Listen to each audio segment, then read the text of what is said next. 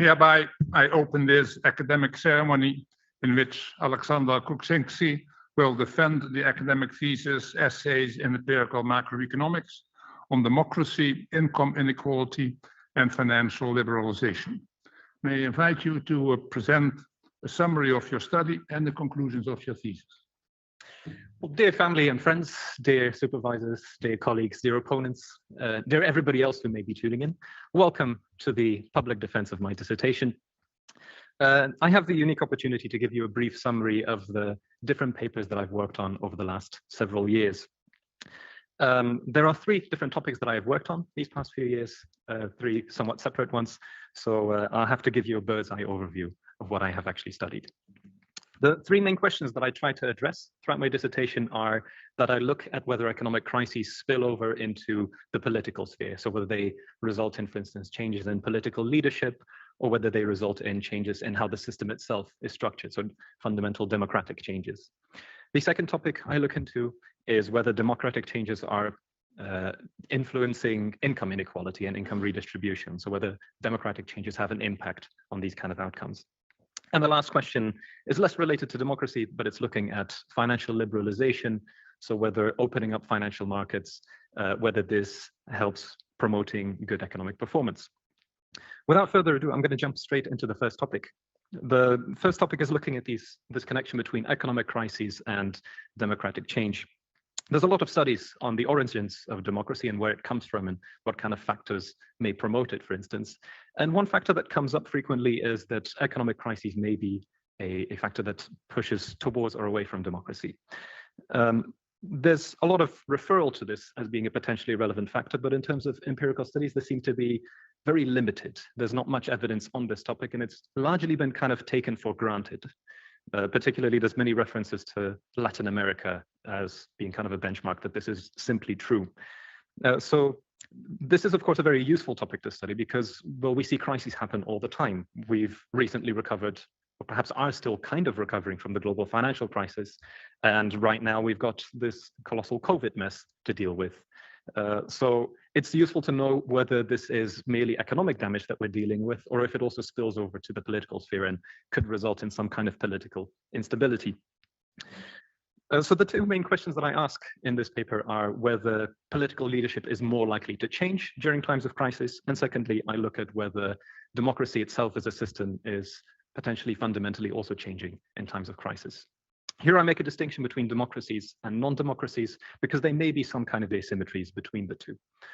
So it could be, for instance, that democracies struggle a bit more with managing financial crises or economic crises, and that they therefore might be undermined a bit more by such events. What I find on the basis of studying 70 countries since the early 1800s onwards, so it's quite a lengthy time period, what I find is that political leadership indeed does change more frequently during times of crisis. So it seems that leadership perhaps is held accountable, for instance, for mismanaging crises or even causing crises, and that they are replaced. And secondly, I find that democratic changes do occur more frequently in times of crisis. And particularly, I also see that there is indeed some sign of an asymmetry here, namely that democracies tend to experience some kind of breakdown, whereas non-democracies tend to partly democratize. Here, by breakdown, I don't mean a complete meltdown, it's not a complete collapse, but it does imply that there's some kind of erosion of democratic features in countries. So these are the main findings of my first study. I want to quickly jump into the second study, which looks at democracy and income inequality. A very important topic, because income inequality, among others, bears a strong connection also with poverty, for instance. And worldwide poverty is unfortunately still a problem. Income inequality, income redistribution is one way that it can be addressed. This is a topic with lots of theory behind it, which by and large states that more democracy should promote more income redistribution, and that it should therefore reduce income inequality too. The core mechanism behind this would be that if a country, for instance, democratizes, then this gives more influence to the economic poor, because generally speaking, in non-democracies, it would be the economic elite that holds all the power. So more democracy would be more power to the economic poor, which should result in more income redistribution because the economic poor would try to vote in their own favor, right? They would try to pursue policies that help their standards of living. And if there's more income redistribution, then ultimately we should also see that there is lower income inequality. So this is, putting it very, very simply, perhaps the core of a lot of the theoretical knowledge out there. What we know of this topic is that, well, it has been studied very extensively, but the literature is unfortunately very split. And over time, there have been very major improvements in methodology and data usage, and our knowledge has advanced quite a bit, but unfortunately, we have nonetheless not really reached a consensus yet on whether this connection actually exists. So this, to me, seems like an open invitation to try and perform further testing and to figure out whether this core theory actually has any kind of merit. One thing that I noted in existing studies is that they typically don't really look at democratic changes particularly. And this is a missed opportunity, I think, because, well, the theory essentially suggests that if you have more democracy, for instance, then this is the moment that sparks further income redistribution and should reduce income inequality. So looking at these kind of events specifically should be particularly useful too. I use a very novel approach in tackling this topic. I essentially act as if I'm conducting a randomized controlled trial. So it's a little bit like you see in medicine, right? And randomized controlled trials, you would have two groups, one group that is treated and one group that is untreated. In my case, this would be countries that experience some kind of democratic change and countries that do not experience any kind of democratic change. Now, of course, the tricky thing here is that in a randomized controlled trial, you will have very comparable groups before some kind of treatment begins. Here, I cannot conduct a randomized controlled trial on a country. There's ethical issues, there's logistic issues. This is not simply possible for us. But we can pretend, and actually we can filter out data in a way that it mimics very closely what a randomized controlled trial would do. The way to do this is that we should try to make the two groups of countries identical, or as close to identical as possible, prior to one group undergoing this kind of treatment of some form of democratic change. The way to do this is to look at all the countries that undergo some kind of breakdown and put them in group one. Step two is then to find their closest counterpart from right before the treatment begins. So this counterpart is constructed on the basis of economic fundamentals. This could be the level of development, the existing level of inequality, whatever features are available to match on. And then you can check whether they evolve in different directions. And if you see that they evolve in different directions, then this provides some kind of evidence that, okay, well, these democratic changes do have some kind of consequences. If there is no divergence, then, well, there's limited evidence or no evidence that democracy has any kind of impact. So in this case, I study 172 countries from 1960 onwards, and I find that there is no effect whatsoever. I find that there's no robust, no significant effect on income inequality. There's no signs that income redistribution is affected in any kind of way. And I also don't see any effects of there being potential indirect relations, right? So it's an indirect effect would be, for instance, if governments after democratizing would invest more in healthcare or education or other features that could perhaps indirectly influence the income distribution. And I find no such effects. There's many, many reasons why this might be the case. And the findings essentially imply that the core theory is perhaps missing a few features. One of these features is that if we look at the real world, then we're clearly not voting on a single policy, right? Whenever we go to the elections booths, then we're not really voting just for redistribution, for instance, but there's many other goals that we have to balance at the same time. A second thing is that it's not at all obvious that inequality is seen as unfair, and that this is something that the economic poor might actually want to address. So these are avenues for future research to dive into in greater depth to see whether these are some of the potential shortcomings of the existing model. With this, I want to quickly jump into the third and last paper, which goes into a very different topic. It's looking into financial liberalization and economic growth. Here, the core idea is that if financial markets open up, then there are several ways in which this should promote economic performance. So for instance, countries that have open financial markets have access to more funding, so they can make investments a bit more easily. Secondly, for instance, banks operating in a country that's very closed off, they don't face all that much competition. If you open them up, then they have to face competition from abroad too. So they have to become more efficient, they have to make better decisions, allocate funds more effectively, for instance, towards more promising projects. So there are these varying channels for why opening up financial markets should be beneficial. And an example of where we've seen this is that under the European Union, we've clearly seen a lot of liberalization happen, and we've become more and more interconnected than we've been in the past. Essentially, what I want to check with my research here is whether this has been a good idea, whether this is an avenue that's worth pursuing and we should promote. So again, there's lots and lots of studies on this. This has been a very popular topic in the past. I'm not the first to jump into this. A lot of studies have found some kind of positive effect with a kind of minor size. It's nothing. It's not been a very overwhelming effect, let's say. There's many sophisticated studies on this. They have really advanced methodologies. Nevertheless, there are still a few features that I found have been left unexplored. So for instance, existing literature largely looks at this in a very direct way. It looks at countries that liberalize and then checks whether there's just more growth. But it could be that there's all sorts of indirect effects too, that there are certain transmission channels through which this liberalization operates. For instance, that it promotes financial development and that this is what can ultimately also cause growth. Or alternatively, it could be that there's some kind of feedback process so that liberalization causes growth, which then in itself might affect liberalization decisions too. So the relation might be a little bit more complex. So this is where my research jumps in. I try to kind of fine-tune some of these results and try to improve our existing knowledge of this topic. So in this case, I study 182 countries from 1970 onwards, and I find that liberalization indeed does, on average, lead to higher economic growth. There's about 1 to 2% cumulative additional growth. And there don't seem to be any prerequisites for when it actually pays off to undergo this kind of liberalization. There's no clear signs that you need a certain level of development, for instance, or that you need a certain level of institutional quality. This seems to be, on average, the same across different countries out there.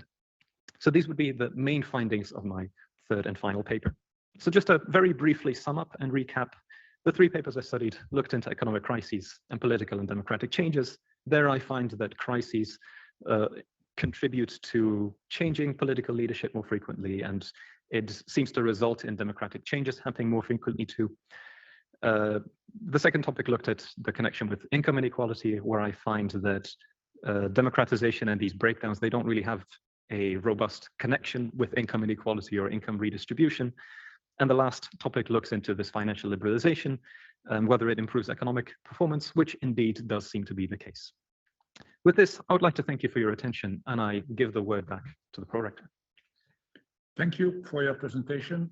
The opposition will be opened by Professor Dr. Sanders, who was the chair of the assessment committee and whose expertise is in international economics at this university.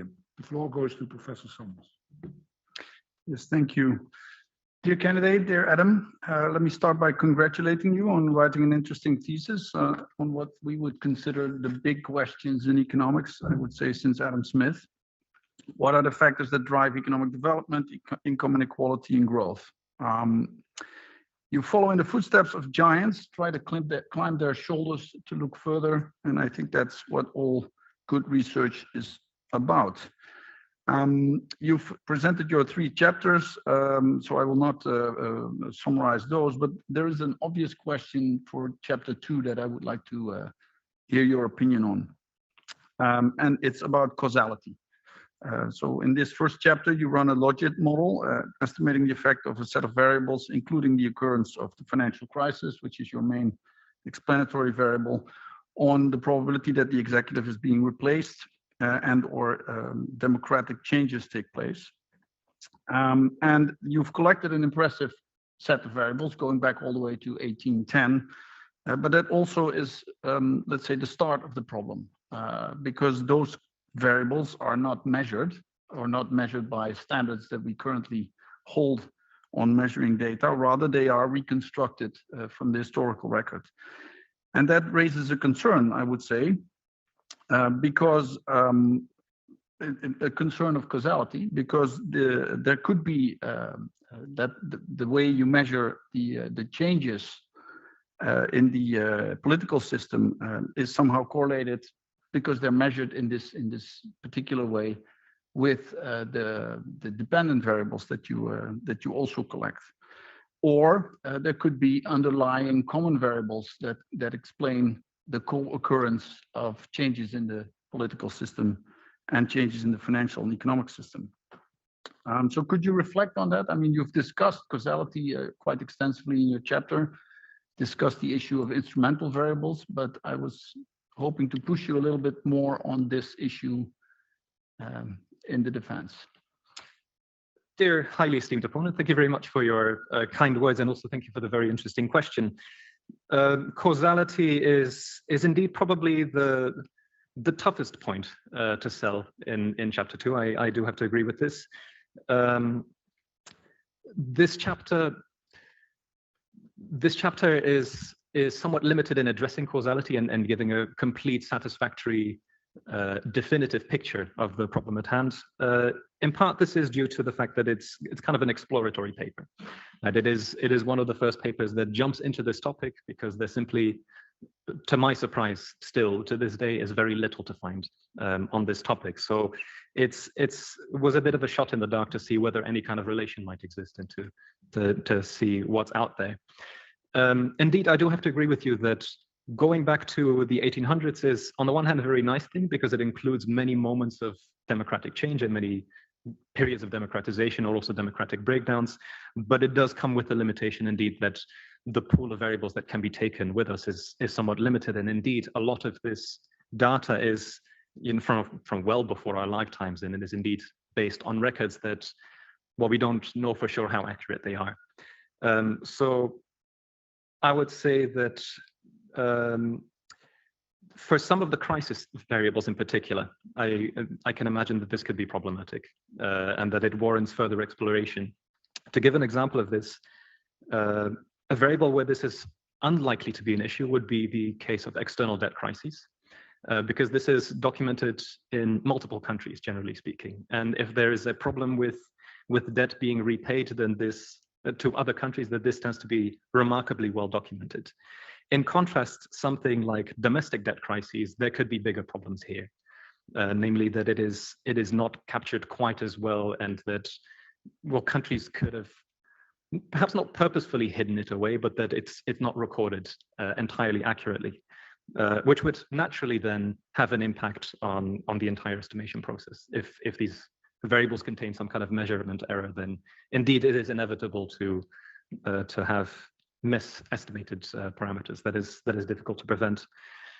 So having said this, I think the main thing that I would like to do with this topic is to conduct follow-up research and to work with more accurate data, such as varieties of democracy, for instance, is providing a lot of additional insights beyond the democracy measure that I used back in this paper. And to perhaps consider a more recent time span where we can guarantee with greater certainty that the data is truly accurate and that we can use it to establish truly correct causal mechanisms behind this process. So to sum up, I fully sympathize with your comment, and it is one that weighs on my mind too. I think the best approach for this would be to conduct follow-up research and to dive deeper into establishing whether these mechanisms truly exist. Yes, yeah, if I may, briefly, of course, better data can solve all our problems. This is typically a good answer, and follow-up research is to be encouraged. But you also mentioned in the chapter that let's say the standard way of approaching this problem is through instrumental variables, and you consider a few. But I would like to hear your ideas about. So you consider the usual, which is to take lagged dependent variables as your instruments. That obviously doesn't work in this case, and you clearly state so.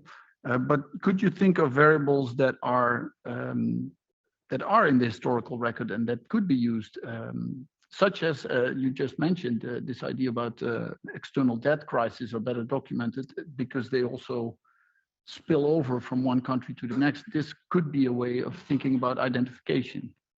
Potentially, yes.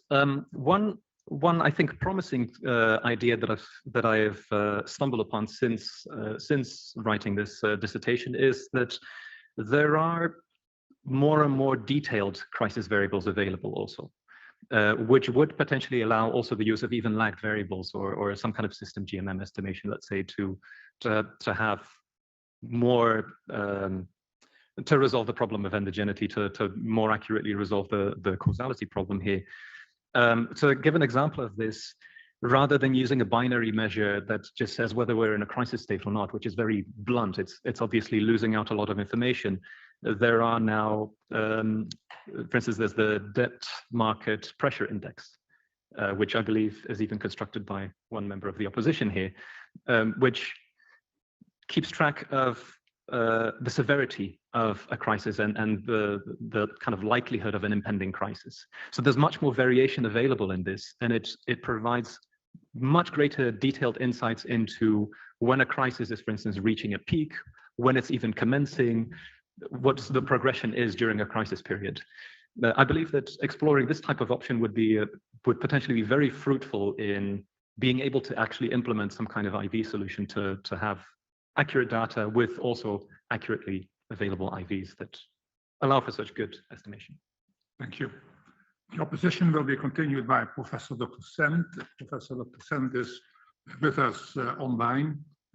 She was also a member of the assessment committee, and her expertise is in the area of economic theory and economic policy at Radboud University in Nijmegen. The floor goes to Professor Sendt. Thank you very much. Dear candidate, your thesis studies 3 interrelated questions that concern the interaction between democracy, financial arrangements, and economic outcomes. These are nicely embedded in the existing literature, identifying gaps that need to be analyzed. The studies are conducted in a highly systematic manner. Overall, the thesis is a solid piece of research that adds novel insights on important issues. However, the purpose of this defense is to ask you some relevant questions. So let me start with 1. I was surprised to find no reference to the work of Naomi Klein in your thesis, and especially to her shock doctrine thesis. Hence, I would like to invite you to compare and contrast your findings with those of Naomi Klein. In her book, she argues that neoliberal free market policies have risen to prominence in some developed countries because of a deliberate strategy of shock therapy. This centers on the exploitation of national crises, think of disasters or upheavals, to establish controversial and questionable policies, while citizens are too distracted to engage and develop an adequate response and resist effectively. It seems to me that there is a potential connection with your analysis of the conditions under which democracies emerge and break down. Hence my question to you, which is to compare and contrast your findings with those of Naomi Klein in her book, The Shock Doctrine. Dear highly esteemed opponent, thank you first of all for the very kind words. I'm happy to hear that you've enjoyed reading the research. As to your question, I must unfortunately admit that I'm not very familiar with Naomi Klein's book. If I understood it correctly, you suggest her point of view is that there are shocks generated from the government side that everybody essentially has to deal with somehow. Did I understand this point of view correctly? The point is that shocks are being misused because people are distracted to enforce all kinds of policies. And her prime example is Chile, but she has other illustrations, Hurricane Katrina. So shocks are, there's a deliberate strategy to exploit such kinds of shocks to establish controversial and questionable policies because the citizens are distracted. They don't want to, they're not able to develop an adequate response to resist effectively. That's the core of her thesis. Thank you for clarifying this core of her thesis. I believe that there's indeed a lot of overlap with this point of view with exactly what my main findings are of, for instance, chapter 2. In chapter 2, one of the highlights is that during economic crises, democracies, for instance, experience some form of breakdown. I think this matches perfectly with what Naomi Klein is saying, namely that, well, perhaps here I have to be a bit more careful that Naomi Klein is automatically assuming or perhaps finding misuse, and that this is a deliberate attempt to perhaps erode away democratic rights and to push through policies that nobody wants to see pushed through. A slightly alternative point of view could be that it is an opportunity to push through policies that are necessary but unpopular, which may also very well be the case. Nonetheless, I believe that this point of view makes solid sense, and I see that it overlaps quite well with my own findings. Perhaps another example of this could also be the current pandemic and how in many democracies there has been a fear of government overreach, and that mandates that are imposed from top down are perhaps not justifiable. Now, in democratic systems, we've seen that there is a strong legal system, for instance, that ensures that governments cannot push policies too far that clash with existing laws, clash with the Constitution, for instance. And that's a good feature of our institutions. But this does, of course, not work in every single country. And indeed, in some countries, it may truly be the case that they experience some form of economic breakdown, or some policies are pushed through that should not be pushed through. So, yeah, indeed, I see that this Naomi Klein thesis overlaps very well with my own findings. I'm actually very curious to read the book myself now to dive deeper into it. So thank you very much for the reference. You're welcome. Can I ask another question? I'm looking at the chair. If it would be a very short one. Oh, a very short one. And a very short response. Okay.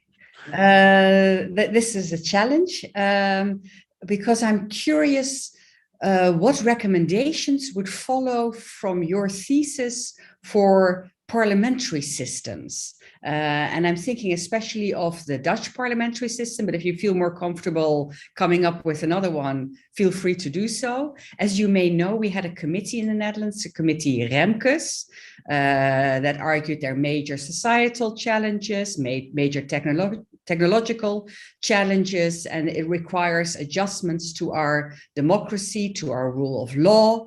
It came up with a long list of recommendations about the electoral system, referendum, constitutional courts, etc., etc. And it seems to me that at least 2 of your chapters have implications for the Dutch parliamentary system. And I was wondering, suppose you were hired to develop recommendations following up on your thesis, which would they be?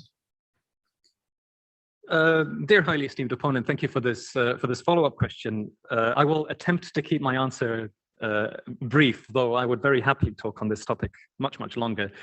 To condense it perhaps to one core recommendation, it would be that our parliamentary system should ensure that other institutions are independent and particularly strong.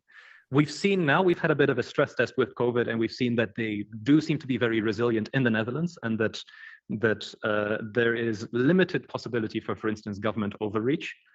I would say that we should perhaps go through different scenarios to see whether these institutions would survive other cases too, right? Other major shocks, other economic crises, other meltdowns of some sort, to see whether we could still prevent government overreach from coming into play. I would love to talk much more about this, but I see somebody frowning here on me already, so I'll leave it at this. Thank you very much, because there are quite a few other opposition members who would like to have the floor. The opposition will be continued by Dr. Cooper, who was the 3rd member of the assessment committee and whose expertise is in the area of macroeconomic modeling at the University of Groningen. The floor goes to Dr. Cooper. Thank you, Mr. Chairman. Dear candidate, I also enjoyed reading your thesis because it provides nice insights into the empirics of linkages between democracy, income inequality, and financial development. My questions are about chapter 4, maybe a bit technical. You're mentioning in chapter 4 that some of your variables are non-stationary, which obviously causes issues of instability in VARs. But then you quickly move on to taking first differences. So then you probably assume that your series, these series are I1. But then you lose information, right? You lose information levels. So I was curious, have you considering starting to build a factor error correction model to take in account of possible long-run relationships between these non-stationary variables?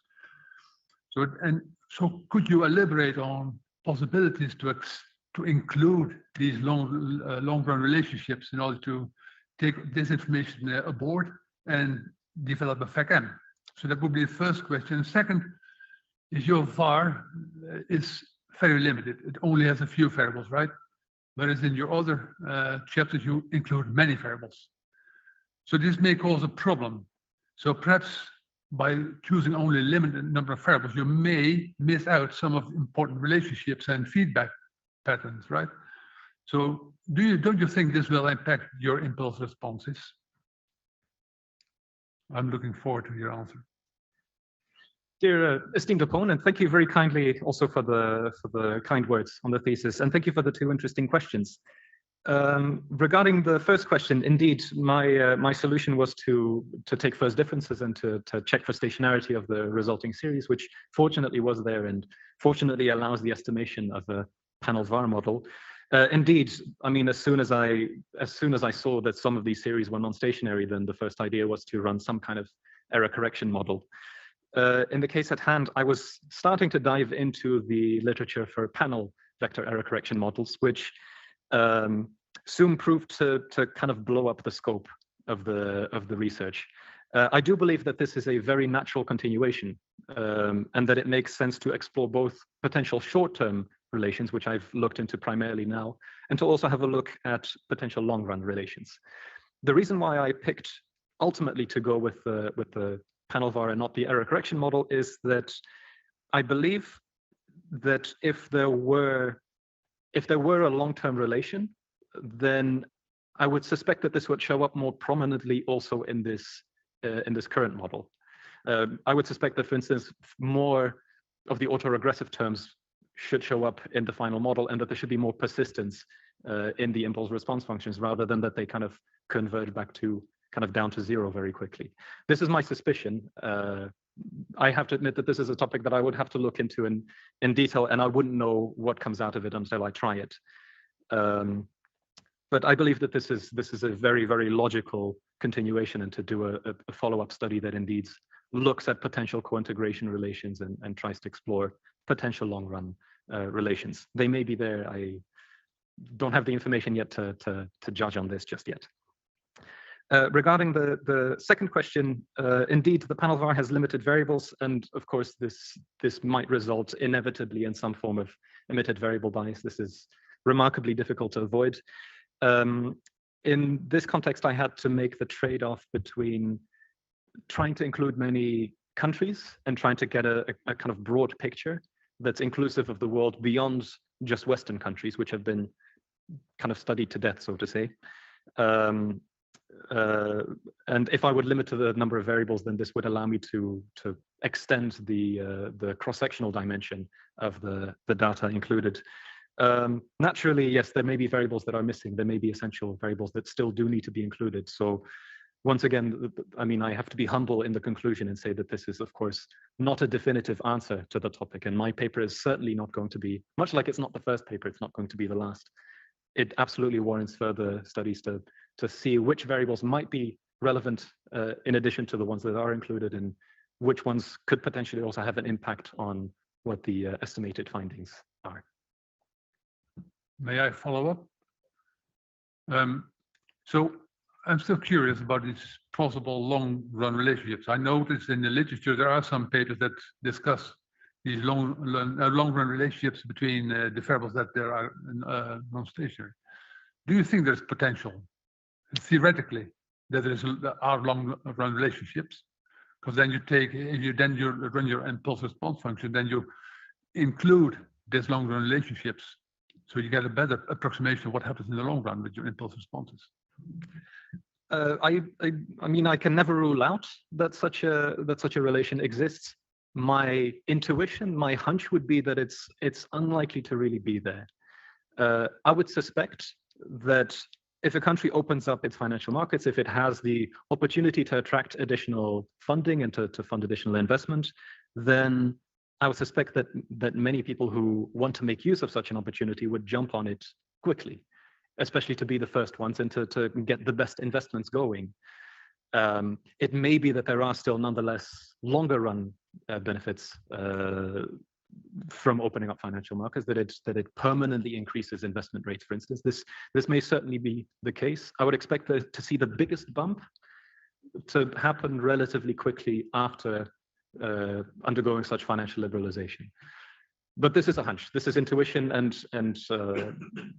I mean, I would only be able to tell you with certainty if I actually run the error correction models and see what comes out of them. Okay, thank you.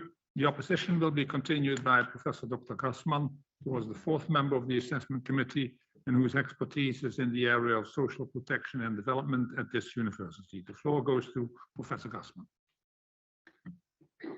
Dear candidate, let me also congratulate you to your thesis. So you address, I think, important questions, particularly in the current time where many democracies are actually under pressure. I would like to ask you some questions about chapter 3. In chapter 3, you draw heavily on the Meltzer-Richard framework to explain changes in inequality and redistribution.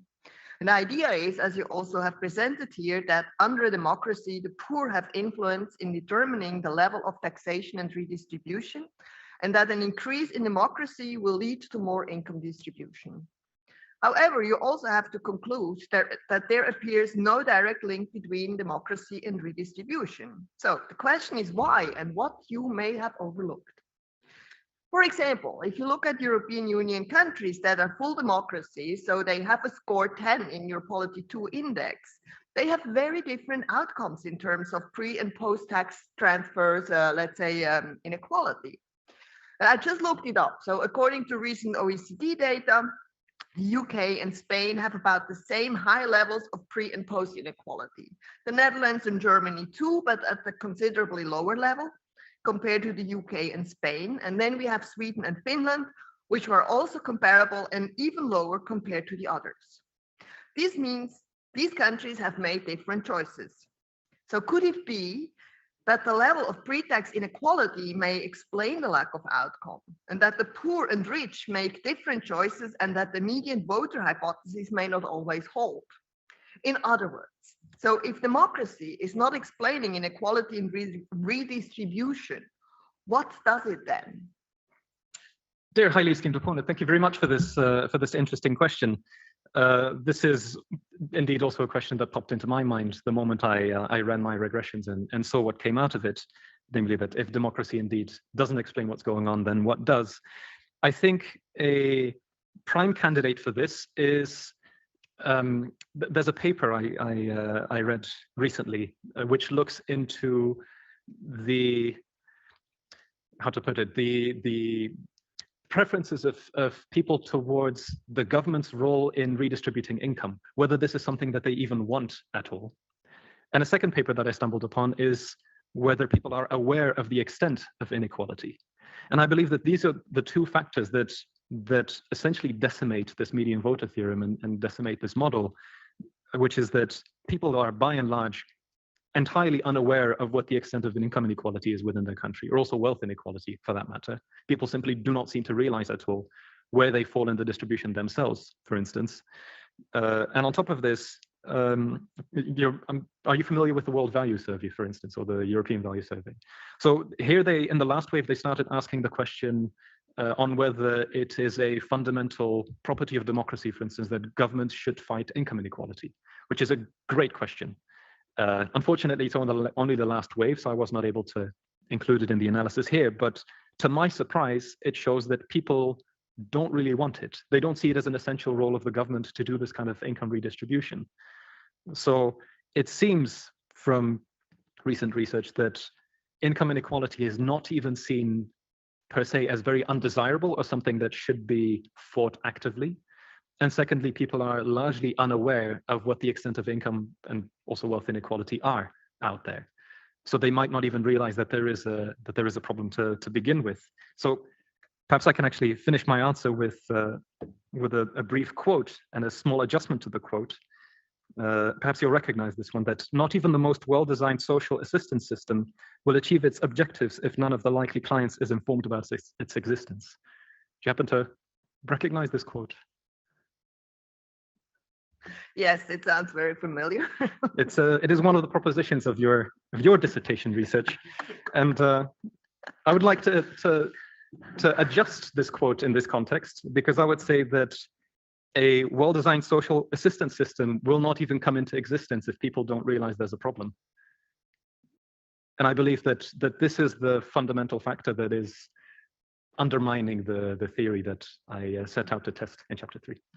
But that would also imply, so if you correct the wrong perceptions, yes, there is indeed the subjective perception of where you are in the income distribution. For some people, they really, the day is wrong, and they have been experiments testing at what happens if you make these corrections. But if this would then be the case, you would come back again to your Meltzer-Richard framework, right? And I still think I agree with you. This is definitely a part of the explanation that we have, the preferences for redistribution. But I would also argue this is not the only case. Yes, there are the trust in institutions, how effective are governments in actually providing the services and all these kind of things. So there are other political economy models, which go beyond the median voter hypothesis. Do I have a question? Do I have some more time? Okay, thank you. But let me get you back to the methodology in this chapter. Yes, so where you use the propensity score matching, which I applaud when it's used, let's say, more at the macro level and less so in the microeconomic literature on policy impacts. Still, I don't think it really works out in your case. And I was wondering, why did you not use, let's say, a case study approach? I mean, we do have episodes, I mean, in the not that recent history, let's say, where we would see a real change, you know, from, let's say, non-democracy into more democratic systems.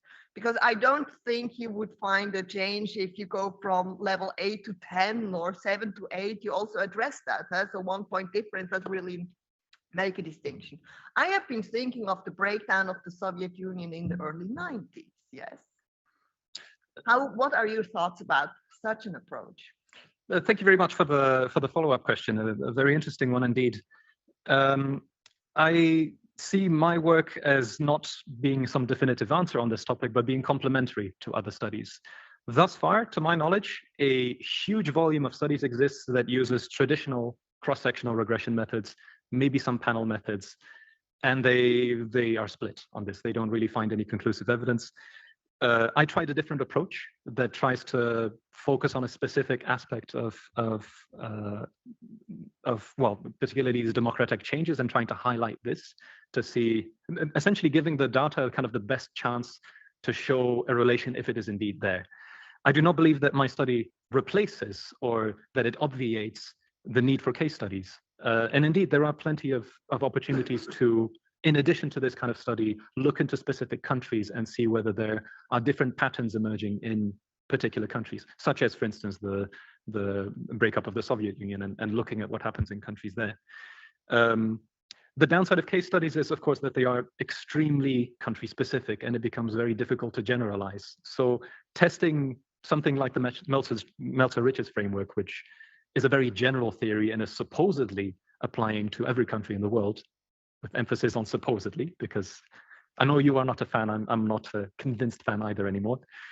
But it's difficult to test this kind of theory in the context of a singular country, because then the easiest critique would be, okay, it doesn't work for this country, but what about all the other ones?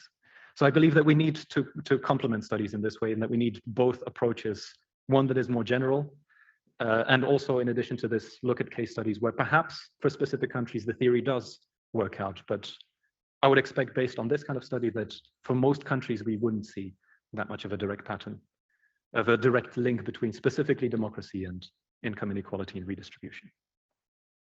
Thank you. The opposition will be continued by Dr. Thompson, who is also a member of the assessment committee and whose area of expertise is political economy at this university. The floor goes to Dr. Thompson. Dear Adam, dear candidate, first of all, I would like to congratulate you on having written a very interesting thesis. I remember several years back now having a very interesting discussion about the work of Adam Przeworski, and I'm very happy to see that this has led to a thesis that I very much enjoyed reading. So my congratulations on that. Much like the others, I do have some things that I would like to challenge you on, though. My intended question was also on the previous discussion, but it was so exhaustive, and I would like to maybe on the fly make a transition to chapter 2. I will move to chapter 2, and I will say that I was somehow missing the concept of state capacity and some of the subtleties that might determine to what extent we see transitions, in particular out of democracy, after a transition into democracy, so a breakdown of democracy. There is some work, somewhat recent work, it's in political science, and I can show you the references later, and I don't fault you for missing this, because these are somewhat not obscure, but not particularly well known, but still very good political science references. There's a work called State Capacity and Regime Stability, for instance, by David Anderson, where he and co-authors show that that one of the key reasons for breakdown of democracy in the aftermath of recent democratizations is a lack of state capacity. So a lack of capacity of governments to deliver on the expectations and the hopes of their citizens. Right? Now, if we differentiate between the reasons, so you find here that democracies are fragile to crisis. You find that political leadership changes are more frequent during times of crisis. This could in principle be for two different reasons. One would be that a crisis is an opportunity for the citizens to assess the capability of their system and their political leaders, their capacity to handle challenging circumstances. But it could also be simply because the citizens hold their system or their politicians responsible for anything they find problematic, the bad economic outcomes. Now, in the first of those cases, we would expect something like state capacity, like what Anderson finds, to matter, whereas in the second case, we would not. I know that you do not test this specifically, but you could still imagine, say, piecing apart different reasons for breakdowns. You could imagine looking at the consequences of different types of crisis, for instance, and use that to assess to what extent citizens assess their politicians really based on their actions and their performance, as opposed to simply, let's say, lash out at them or vent their frustrations at the system or the leading politicians. Can you comment on whether you've thought about this, whether you've tried this, or whether your existing work can shed light on this? Dear esteemed opponent, thank you very kindly for, first of all, the kind words on the thesis, and thank you also for the very interesting question. This is certainly a topic that I've thought about a fair bit, and I've tried to dig into some of the political science literature on this too, although I'm not a political scientist and it's difficult to find quite the right references here. I believe that state capacity does play an essential role as a mechanism that's creating this connection between economic crises and democratic changes.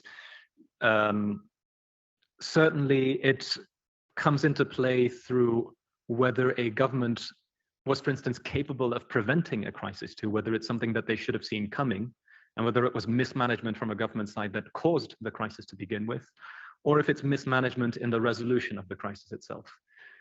These are, I believe, two different forms of state capacity, because one is you're exposed to a shock that kind of happens out of nowhere and you have to simply deal with it, whereas the other one is that you yourself caused the shock and you are truly responsible for this.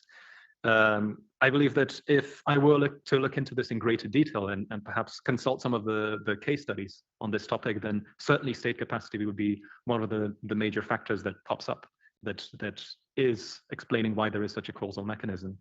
Perhaps a very clear example of this would be Argentina, right, in the very early 2000s and the late 90s, where we see that mismanagement throughout the 90s of external debt immediately resulted in the resignation of the government, and the management afterwards was not massively successful either. Hence, we've had these repeated political problems happening in the region. So certainly, state capacity being limited is likely to be a factor for why democratic changes do occur.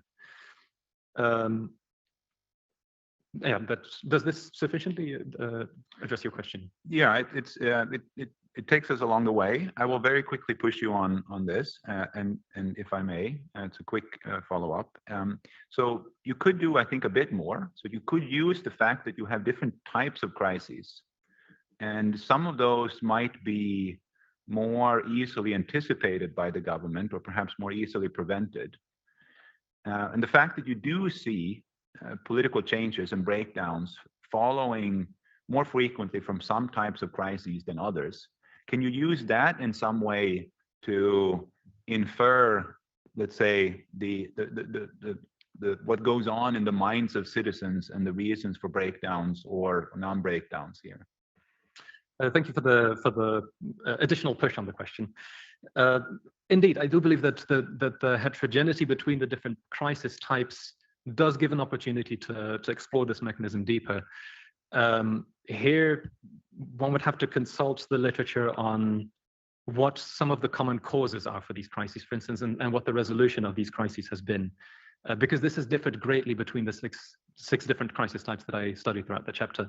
I know that there's more and more extensive literature coming from the IMF side on the resolution of crises and which countries do well, which types of approaches work well, and which crisis types are also reasonable to resolve.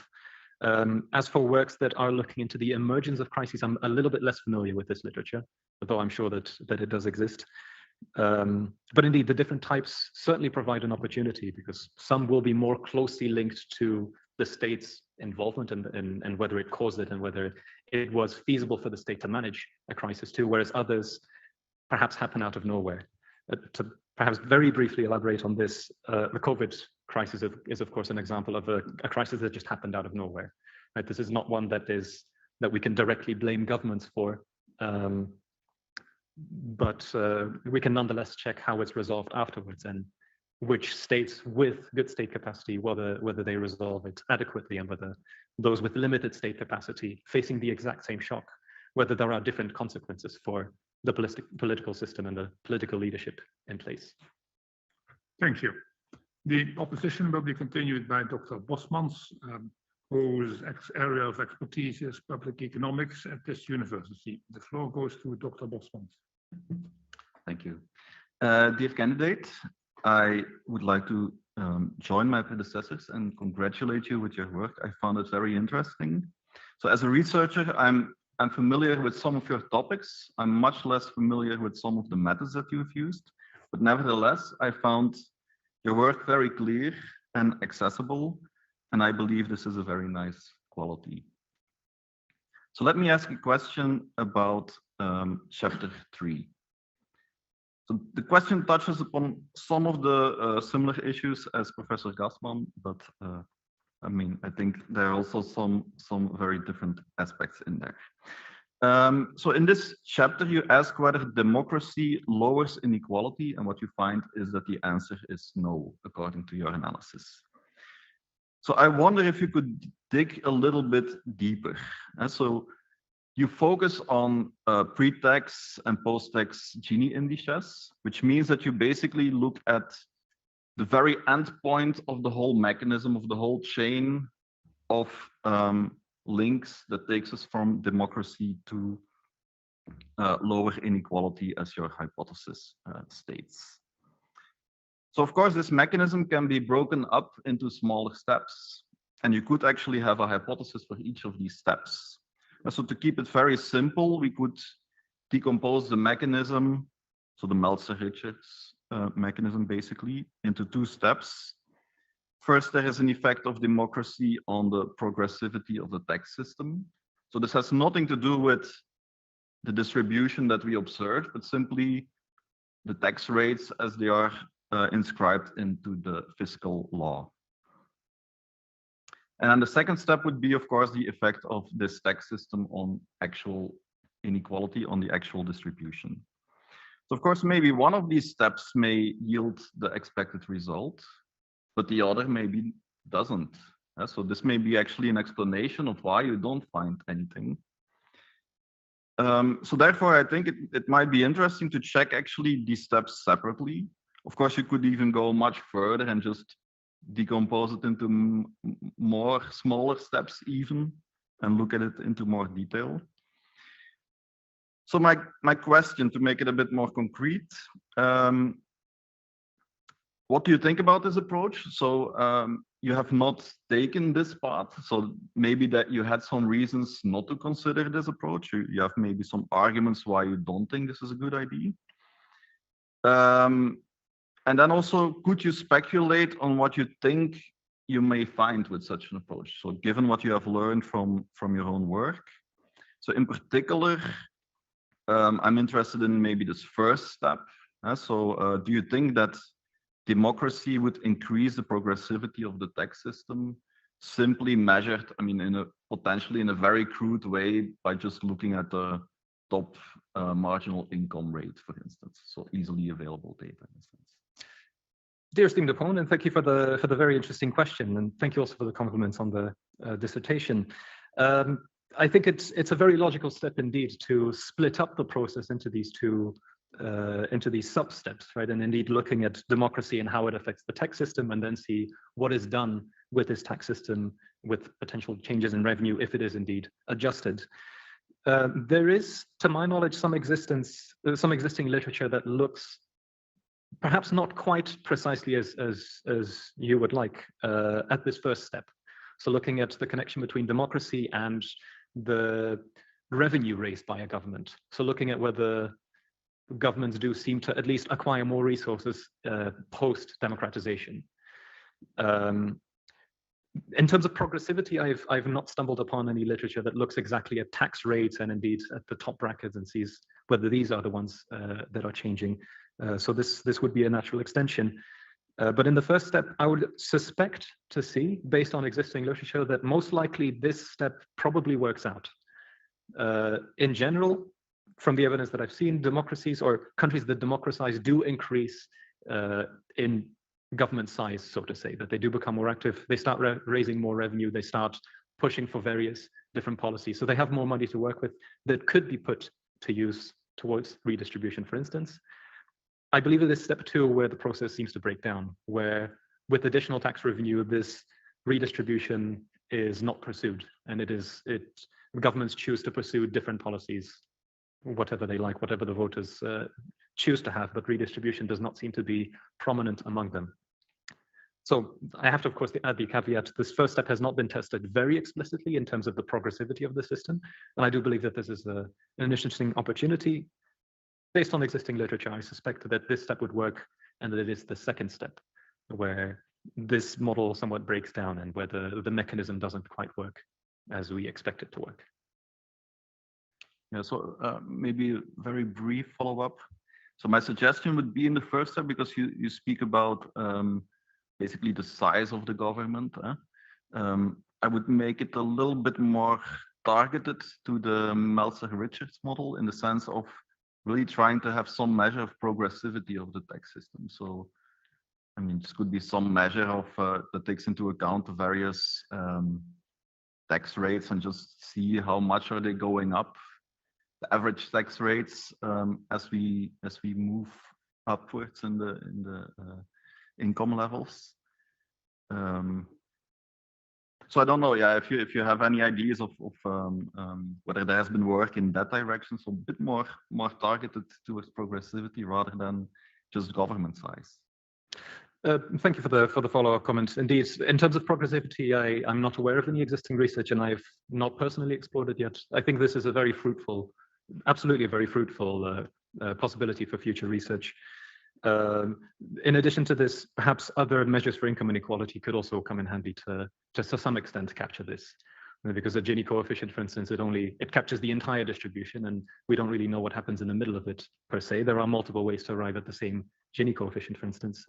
Whereas other inequality measures look at the top and the bottom of the distribution. And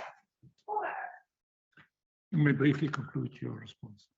So other inequality measures look specifically at income inequality between the top and the very bottom of a distribution. This may also already give us some additional insights into the progressivity of a system following democratization.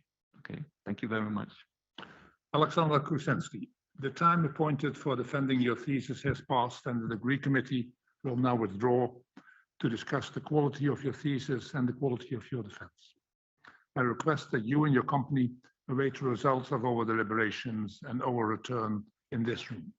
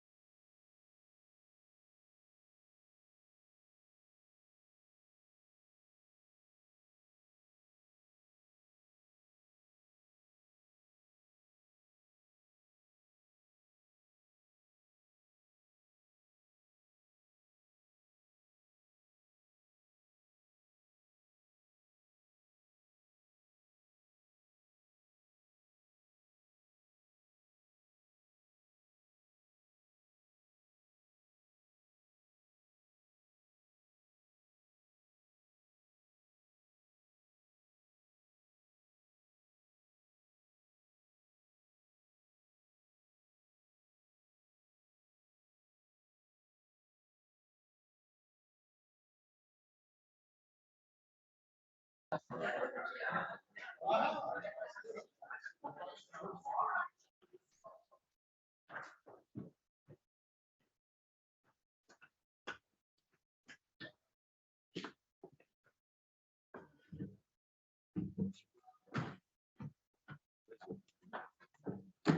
you want to next one?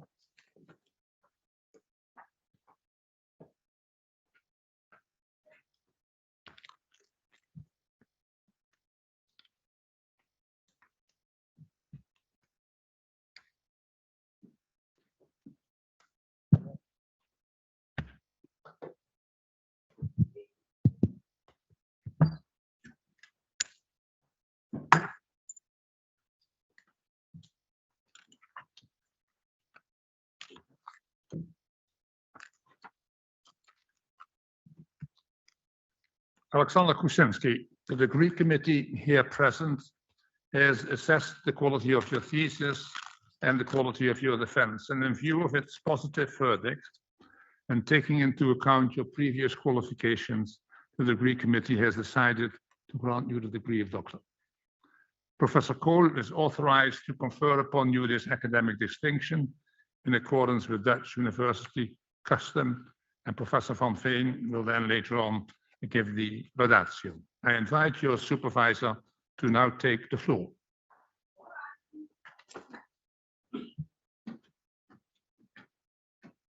Do you promise to work in accordance with the principles of scientific integrity at all times? To be careful and honest, transparent, independent, and responsible? I do. By the authority vested in us by law and in conformity with the decision of the committee here present, I hereby confer upon you, Alexander Kuczynski, the degree of doctor and grant you all rights attached by custom and law. As evidence of this, I now present you with a degree certificate signed by the rector, the secretary, and the other members of the committee and affixed with the official seal of the university.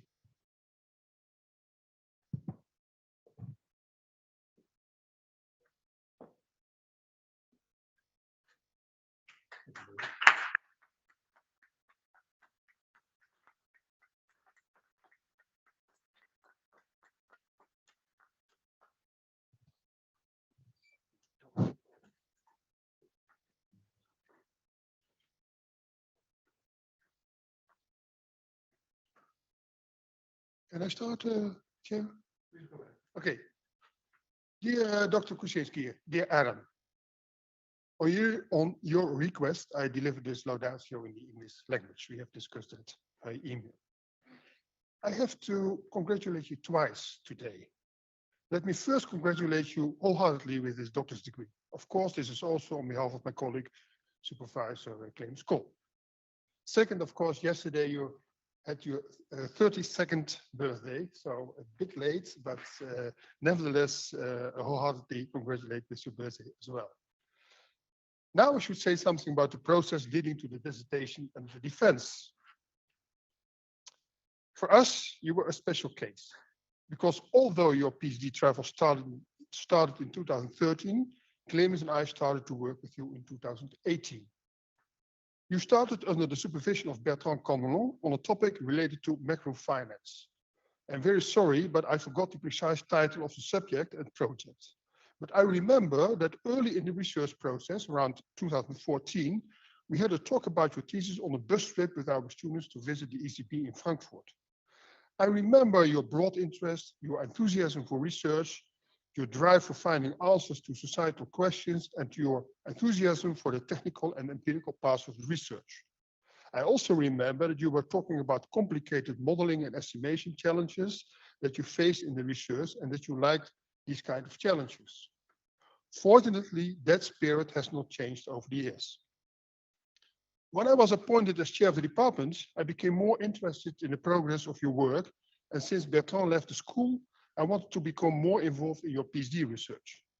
I still appreciate your willingness to involve me as the supervisor because my profile and approach to research is quite different from Bertrand's. When soon after Clemens joined the department, I asked Clemens to join, and this was the start of the current team. And I think that in the meantime, we arrived in 2018. Clemens and I Clemens and I asked you to send the first paper that you had finished for the thesis. And when we received the paper, which you considered as the first chapter, we were a little bit shocked. Because the paper counted 70 plus pages, 70 plus pages, which is quite long for a paper, and discussed democracy, financial crisis, and many other topics related to these keywords, including horrible details, my view, sorry, Gerard, horrible details about econometric and estimation issues. But we were also positively surprised by the paper. The paper contained many valuable analyses and insights. We also like your approach in which you aim to give institutional and political economics a good empirical and econometric foundation. This also motivated us to work with you. But there was one critical note that I like to make. And although the paper was well written and structured, we could not escape from the idea that you love to use Dutch Bommeliaans or maybe Shakespearean language in your stories. That has not all changed, I think. All in all, the paper gave enough handles for discussions to give it a bit more structure and focus. So when we started, you had more or less finished the first chapter of the thesis. So, Dr. Kuczynski, how developed our cooperation? Well, what's there to say? It soon became clear that you have a tendency to hide a bit, to think very hard and long before reaching out to others, among which your esteemed advisors. And thus, it took quite some time before we started a discussion about follow-up projects. And although we appreciate independent PhD candidates, we had to find a way to speed up. Therefore, we scheduled weekly meetings from fall 2019. This speeded up the process rapidly. We discussed many ideas for new research, in particular empirical research on the topic of institutional economics. The meetings were not only about the research, but also small talk about your teaching and related activities and about how life was treating you. I very much enjoyed these meetings because you always came with interesting and at times unexpected input, and always with good arguments. We soon agreed on research about income inequality, as this is a topic that lies close to your heart. Thereafter, we discussed the possibility to shed new light on the relation between institutions and financial liberalization. To make a long story short, basically, you wrote a large part of your thesis between 2019 and 2021. You turned out to be a good and independent scholar. The larger and smaller advices that we gave were always taken very serious. This does not mean that you just followed what we said, but you always came with good arguments for the choices that you made in your research and for what you did with our suggestions. We think that you can be proud of the work that you have delivered for this thesis. As a person and colleague, you have been very kind and cooperative, knowledgeable, and always willing to help out and to share your thoughts with colleagues and course coordinators. You were a preferred tutor for course coordinators and for students. I explicitly mention students, as students have definitely recognized this and value you highly as their teacher. You were also active in the UN-wide PhD Academy, and I've noticed that you were quite involved in the work of other PhDs, not only at SBE, at our school. This demonstrates, I think, again, your broad interests. Then in your CV, you write that you're also an experienced classical piano player. And that's also a sort of puzzle that I had. In our weekly Zoom meetings, there was always a piano in your room, very visible as well. And I always wondered whether it was just for decoration or that you could really play the piano. I remember that I once asked you about this and your answer was a bit vague, like, yeah, I can play the piano, but I'm a real amateur. And so I never dared to ask you to play something. Had I known about your experience, I would definitely have asked you to play a nice piece of Bach or something of Mussorgsky. Maybe not the brightest and greatest names in classical piano music, but in this field, I'm an amateur, a real amateur. Dear Dr. Kuczynski, dear Aaron, at this moment you are searching for a new job. We hope and expect that you will soon find one, so that, and now I paraphrase your proposition 10, so that you live happily ever after till the end of your days. Congratulations.